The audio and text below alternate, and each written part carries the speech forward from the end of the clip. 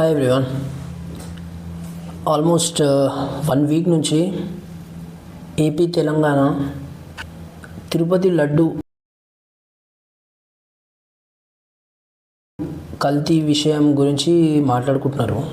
ఇది అందరికి తెలిసిందే, ఇంకా సోషల్ మీడియాలో కూడా జోరుగా నడుస్తుంది. ఇది అర్నబ్ గోస్వామి వైఎస్ఆర్సీపీ పొలిటీషియన్ కూడా బాగా రోజు చేసినాడు. అంటే సిబిఐ క్లీన్ చిట్ ఇస్తా ఉంది. What do you mean, Jagan? What do you mean? This is not a clean chit for you, Jagan. Don't try to make it one. Don't play around with the people's sentiments any longer. There has been massive adulteration, huge amounts of adulteration of the Tirupati Laddu during Jagan's time. This is a reality. బేసిక్గా 1 week నుంచి ఇది బాగా నడుస్తుంది. So దీని మీద కూడా నా opinion చెప్దామని నేను అనుకున్నా. చెప్పండి సార్. అయితే నా ఒపీనియన్, కల్తీ అయి ఉండొచ్చు, అవ్వకపోవచ్చు ఏమో, కానీ ఇందులో జగన్ గారి పాత్ర ఎంత ఉందో అనేది నా opinion.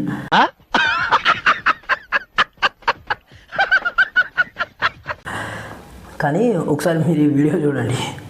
But there is no non-veg. ఏమంటారు?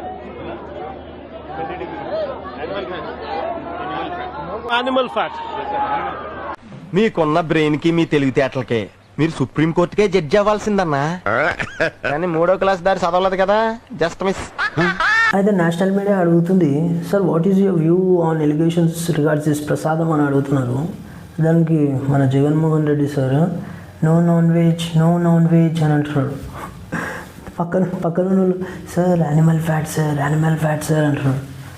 నాకు ఒకటి దీంట్లో ఏమని అర్థమైందంటే, అసలు సార్కి తన చుట్టుపక్కల ఏమైనా అవుతుందో లేదో తెలుసు, అసలు ఏం జరుగుతుందో కూడా తెలుసో తెలియదో అని నాకు డౌట్. ఇంకేంటంటే సార్ జర మీరు ఏమైనా ఇట్లాంటివి తెలుసుకోండి, లేకపోతే మంచి పియనైనా పెట్టుకోండి. ఎందుకంటే మా లాంటి అభిమానులు ఇలాంటి అవమానాలు తీసుకోలేము సార్.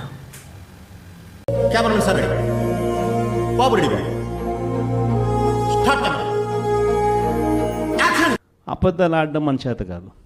నాని ఎప్పుడప్పుడు అంటాడు, నాకున్న సమస్య లేదంటే, అన్న నీతో ఒక సమస్య ఉంది అని అంటాడు. ఏం సమస్య లేదంటే అతి నిజాయితీతనం, అతి మంచితనం, ఈ రెండు మనకున్న సమస్యలు అని చెప్పి. యాక్టింగ్ చేయ, నువ్వు ఓవర్ యాక్టింగ్ చేయకు.